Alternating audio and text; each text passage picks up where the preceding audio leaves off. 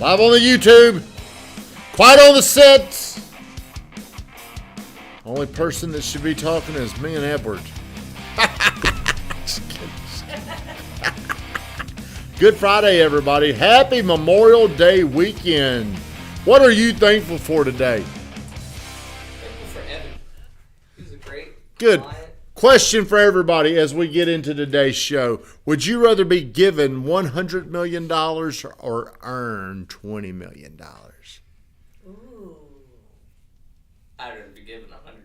What would you, Trish? That's hard. If it was even, I'd say earn it. But Why would you rather earn it? if it's 2020, I would rather It's earn it. Memorial Day weekend. Did you go fight for your freedom? What am I? Did you go fight for your freedom? Would you rather be given your freedom or earn it? I don't know. Given, I guess. Why would you want to go over there with a gun? What would you rather be given? Freedom or earn it? Give it to me. I mean, who wants to go fight them wars? If you're on here, like, comment, share. Welcome to the morning grind. Happy Memorial Day weekend. What are you saying, Josh? Give that Taliban.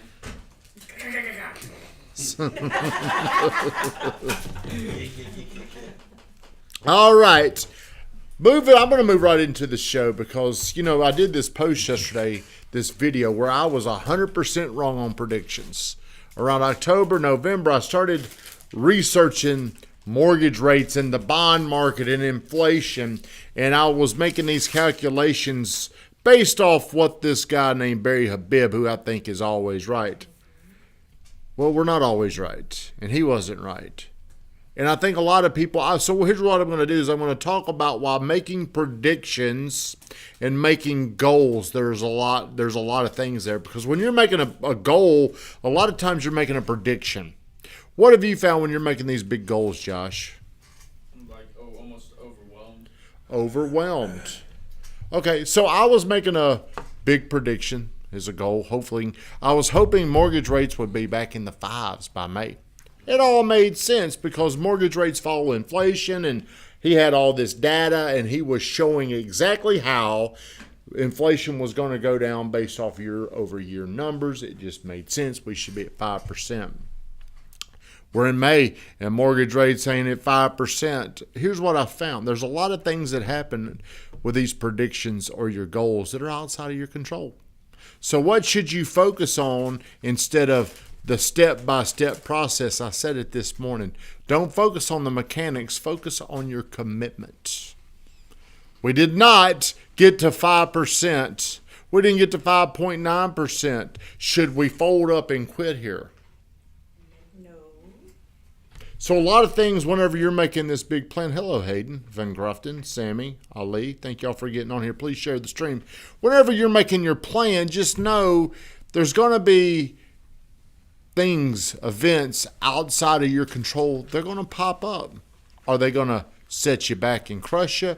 Or are you going to stay committed to it? So whatever you're trying to figure out your life, don't worry about what's got to happen. Don't worry about how this is going to play out because you don't know. Focus on being committed. It's just like marriage. You ever been married? You're married once. Pretty much, yeah. You quit. I got a divorce. You got a divorce. Okay, but see, whenever that day you sign up for marriage, you do not know how it's going to go. Right. But you're committed to marriage. Do you see what I'm saying? Mm-hmm. You need to be committed to your life the same way. Things are gonna happen outside of your control.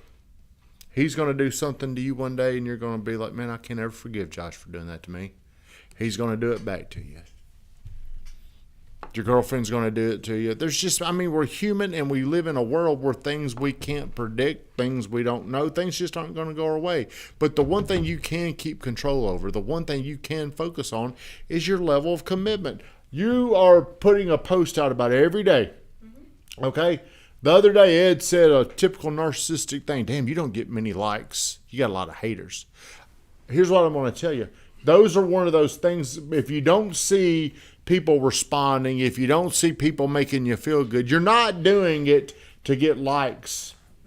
You're doing it to overcome ups. People still see it. Even if I don't sit there and send in a note to Coca-Cola over their commercials. I still see their commercials. People still see that billboard. Whether they like it or not, I'm still staying top of mind. So most people, they're not successful because they stall in the beginning of trying to figure out, how do I get there?